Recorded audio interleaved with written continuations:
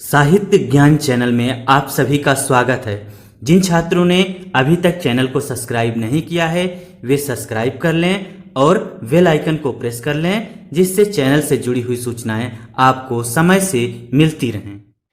प्यारे छात्रों, आज मैं आपको वसंत भाग 1 का 16वां चैप्टर पढ़ाऊंगा, जिसका शीर्षक है वन के मार्ग में। वन के मार्ग में चैप्टर में सवैया दिए हुए हैं, जिसकी रचना गोस्वामी तुलसीदास ने किया है। छात्रों, ये सवैया रामचरितमानस से लिए गए हैं। सबसे पहले जो सवैया दिए हुए हैं इसके सारांश को समझ लेते हैं। उसके बाद हम लोग जो पद्य दिए हुए हैं, जो सवैया दिए हुए हैं, उसके अर्थ को समझेंगे।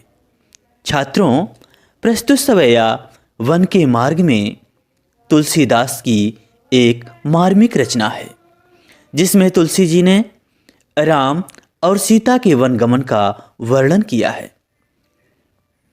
सवैये की पहली 4 पंक्तियों में उन्होंने बताया है कि नगर से बाहर निकलकर थोड़ी दूर चलने के बाद सीता जी बहुत थक जाती हैं।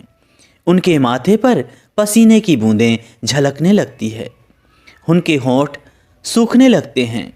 वे राम जी से पूछती हैं कि अभी और कितना चलना है, वे पर्णकुटी कहाँ बनाएंगे। सीता जी की इस प्रकार की व्याकुलता को देख करके श्री रामचंद्र जी भी व्याकुल हो जाते हैं, उनकी आंखों में भी आंसू आ जाते हैं। सवैये की अगली 4 पंक्तियों में सीता जी श्री राम से कहती हैं कि लक्ष्मण जी जल लेने गए हैं, जब तक वे लौटते हैं तब तक किसी पेड़ के नीचे हम लोग विश्राम कर लेते हैं, थोड़ी देर रुक जाते हैं। राम सीता जी की मार्ग में पैदल चलने से उत्पन्न व्याकुलता को समझते हैं। वे पेड़ की छाया में कुछ समय आराम करने के लिए बैठ जाते हैं। राम जी जानते हैं कि सीता इस प्रकार के मार्ग पर कभी भी नहीं चली हैं, उनकी इस प्रकार के मार्ग में चलने की आदत नहीं है, इसलिए वे दुखी होकर सीता जी के पैरों से कांटे निकालने लगते हैं। सीता अपने नाथ अर्थात अपने पति श्री राम का स्नेह देखकर बहुत ही पुलकित हो जाती हैं, प्रसन्न हो जाती हैं, और इस प्रसन्नता में ही उनके आँखों से आंसू निकलने लगते हैं। छात्रों, आइए अब इस चैप्टर के पद्य को एक बार हम सुनते हैं, फिर इसकी व्याख्या को समझेंगे। पुरते निकसी रघुवीर बधू, पुरते निकसी रघुवीर बधू, धरि धीर दये मग में डग द्वय, धरि धीर दये मग में डग द्वय। जल की भरी भाल कनि जल की, झल की भरी भाल कनि जल की, पुट सुख गए मधुराधर वे, पुट सुख गए मधुराधर वे। फिर बूझती हैं चलनो अब के तिक, फिर बूझती हैं चलनो अब के तिक, पर्ण कुटीर करी हों कित हुए, पर्ण कुटीर करी हों कित हुए। तिय की लखिया तुर तापिय की, तिय की लखिया तुर तापिय की, आँखियाँ अति चारु चली जल चोय, आँखियाँ अति चारु चली जल चोय। छात्रों, आपने इस सवैया को सुना, अब आइए इसके अर्थ को समझते हैं। पुरते निकसी रघुवीर बधू, पुरते मतलब होता है नगर से, निकसी मतलब निकलकर, रघुवीर बधू, रघुवीर किसको कहा जाता है? श्री रामचंद्र जी को। उनकी बधू अर्थात उनकी पत्नी कौन? सीता। धारी मतलब धारण करके, धीर मतलब धैर्य को, और मग मतलब रास्ता, डग मतलब कदम, द्वय मतलब 2। छात्रों, जिस समय सीता, राम, लक्ष्मण वनवास के लिए 14 वर्ष के लिए वन की ओर प्रस्थान करते हैं, जंगल की ओर प्रस्थान करते हैं, उस दृश्य का वर्णन इस सवैया में किया गया है। इसमें कहा यह जा रहा है कि जब श्री रामचंद्र जी की पत्नी कहाँ से निकलती हैं? पूर्वते अर्थात नगर से। किस नगर से?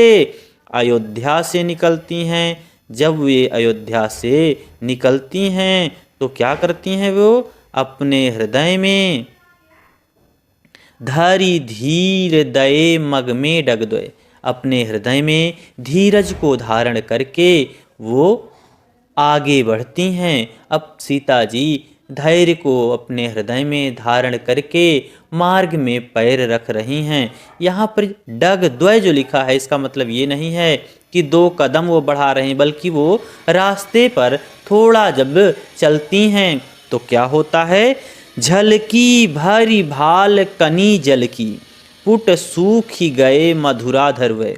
झलकी मतलब होता है दिखाई दी, भारी भाल मतलब उनके मस्तक पर, कनी मतलब छोटी छोटी बूंदें। किसकी? जल की। मतलब कि जब वो इस प्रकार के रास्ते पर चलती हैं तो उनके मस्तक पर छोटी छोटी पसीने की बूंदें दिखाई पड़ती हैं। पुट मतलब होंठ, सूख गए मतलब सूख जाना, मधुराधर वे, और उनके होंठ क्या होते हैं? वो भी सूख जाते हैं। चलने के कारण, थकान के कारण या प्यास के कारण उनके क्या होते हैं? होंठ सूख जाते हैं। फिर बूझती हैं चलनो अब केतिक, पर्ण कुटी करिहों की तो है। फिर भी वो क्या करती हैं? बूझती हैं, पूछती हैं। बूझना मतलब पूछती हैं। फिर बूझती हों मतलब वो पूछती हैं। चलनो अब केतिक, चलना अब कितना है? कितना अभी और चलना है? केतिक मतलब कितना। वो कहती हैं कि अभी और कितना चलना है? पर्णकुटी करिहों की तो है। और ये बताइए कि पर्णकुटी आप कहाँ बनाएंगे? पर्णकुटी मतलब पत्ते की कुटिया।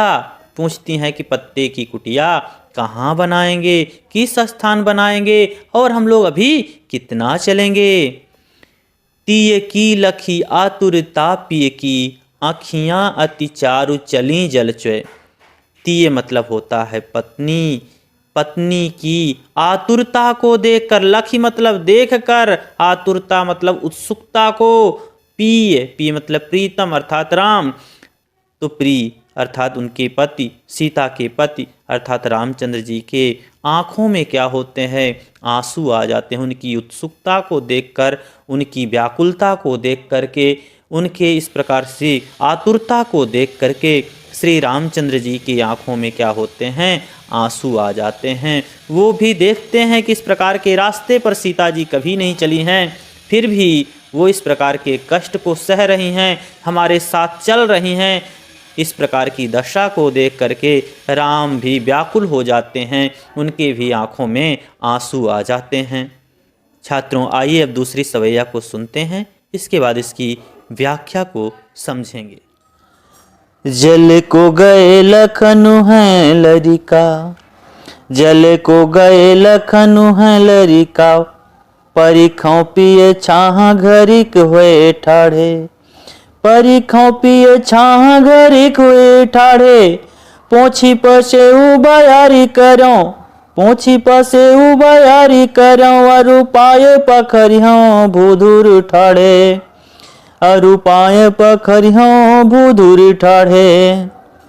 तुलसी रघुवीर प्रिया सम जानिके, तुलसी रघुवीर प्रिया सम जानिके, बैठी विलंब लो कंटक काढ़े, बैठी विलंब लो कंटक काढ़े, जानकी नाह कोने है लखो, जानकी नाह कोने है लखो, पुलक तन बारी विलोचन बाढ़े, पुल को तन बारी विलोचन बाढ़े।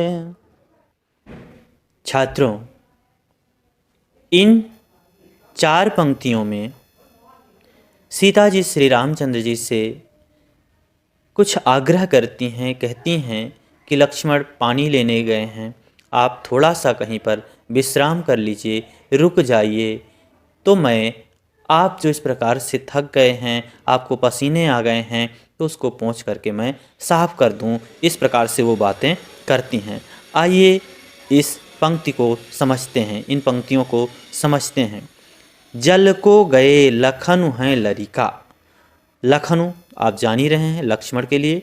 लरिका मतलब होता है लड़का या छोटा बच्चा या बालक। तो यहाँ पर वो कह रहे हैं लक्ष्मण जी को एक लड़के के समान, बालक के समान वो मान रही हैं। परिखाओं मतलब इंतजार करना, परख लेना किसी को, थोड़ा किसी का वेट करना। पिए मतलब प्रीतम अर्थात राम के लिए यहाँ पर सीता ने कहा है। छाह मतलब छाया, घरीक मतलब थोड़े समय के लिए, थोड़ी देर के लिए। ठाढ़े मतलब खड़े होना। तो यहाँ पर सीता जी श्री रामचंद्र जी से कहती हैं कि लक्ष्मण पानी लेने गए हैं, जल लेने गए हैं, उन्हें आने में समय लग सकता है। अभी वो तो छोटे बालक ही हैं, बहुत बड़े नहीं हुए हैं, इसलिए थोड़ा सा उनका इंतज़ार कर लीजिए, थोड़ा सा इंतज़ार करके पर प्रतीक्षा कर लीजिए, रुक जाइए। कहीं कहाँ पर? छाह घरीक होए ठाढ़े, कहीं पर छाया में थोड़ी देर के लिए, थोड़े समय के लिए रुक जाइए, उनका इंतज़ार कर लीजिए, उनकी प्रतीक्षा कर लीजिए। तो मैं क्या करूं? आपकी पोंछ पसेऊ बयारी करूं। पोंछ मतलब होता है पोंछना, पसेऊ मतलब होता है पसीना, बयारी मतलब होता है हवा, करूं मतलब कर देती हूं। तो कहती हैं कि आप कहीं रुक जाएं तो मैं आपके पसीने को पोंछ करके थोड़ा सा आपको हवा कर देती हूं। आरु पाय पखरिहों भूधुर डाढ़े। और कहती हैं आरु मतलब और, पाय मतलब पैर, पखरिहों मतलब धुलना, पखारना या धोना। भूधुरी मतलब होता है गर्म रेत। ढाढ़े तो इससे आपको थोड़ी सी ढाढ़स मिल जाए, थोड़ा सा आराम मिल जाएगा। ढाढ़े मतलब आराम मिलना या राहत मिलना। तो कह रहे हैं कि थोड़ी देर के लिए अगर आप कहीं रुकें तो आपके पसीने को पोंछ देती हूँ, आपको हवा कर देती हूँ और आपके पैरों को धुल देती हूँ, जिससे गर्म रेत में या गर्म धूल में चलते चलते आपके पैर दुख रहे होंगे, उसमें थोड़ी सी आपको राहत मिल जाए। इसलिए आप कहीं पर रुक जाइए, थोड़ा सा इंतजार कर लीजिए, लक्ष्मण को आने जाने दीजिए। जब तक लक्ष्मण नहीं आते हैं कहीं पेड़ के नीचे थोड़े समय के लिए रुक जाइए। तुलसी रघुवीर प्रियाश्रम जानिके बैठ विलंब लव कंटक काढ़े। तुलसीदास जी कहते हैं कि श्री रामचंद्र जी रघुवीर मतलब रघु के वीर अर्थात श्री रामचंद्र जी, प्रियाश्रम, प्रिया कौन उनकी है? सीता। श्रम मतलब मेहनत। तो यहाँ पर क्या होता है? श्री रामचंद्र जी प्रियाश्रम अर्थात सीता जी की थकान को जानिके मतलब जान जाते हैं, समझ जाते हैं कि सीता जी थक गई हैं, इसीलिए इस प्रकार की बातें कर रही हैं। तो वे क्या करते हैं? बैठी विलंब लव कंटक काढ़े। तो वो एक स्थान पर छाया में बैठ जाते हैं। विलंब मतलब देर तक, कंटक मतलब कांटे, काढ़े मतलब निकालना। तो वे एक स्थान पर बैठकर बहुत देर तक उनके पैरों से कांटे निकालने लगते हैं, सीता जी के पैरों से कांटे निकालने लगते हैं। जानकी नाह को नेह लखो पुल को तनु वारी विलोचन बाढ़े। जानकी किसके लिए कहा गया? जनक की पुत्री अर्थात सीता जी। नाह नाथ अर्थात उनके पति कौन? श्री रामचंद्र जी। नेह स्नेह अर्थात प्रेम। लखो मतलब देख करके। तो सीता जी इस प्रकार से अपने पति अर्थात अपने नाथ के स्नेह को देख करके, प्यार को देख करके वो क्या होती हैं? पुल को तनु बिल्कुल वो हर्षित हो जाती हैं, प्रसन्न हो जाती हैं और इतना प्रसन्न हो जाती हैं कि उनके वारी विलोचन बाढ़े। वारी मतलब जल, विलोचन मतलब नेत्र, बाढ़े मतलब उससे आँखों से आंसू आ जाते हैं। इस प्रकार से वो प्रसन्न होती हैं, पुलकित होती हैं कि उनके नेत्रों से, विलोचन मतलब नेत्रों से क्या होता है? वारी अर्थात जल निकलने लगता है, अर्थात आंसू बहने लगते हैं। इस प्रकार से उनके नेत्रों से आंसू बहने लगते हैं। छात्रों, ये चैप्टर यहीं पर समाप्त होता है। आप चैनल को सब्सक्राइब करें, वीडियो को लाइक करें और अपने साथियों के बीच में शेयर करें। धन्यवाद।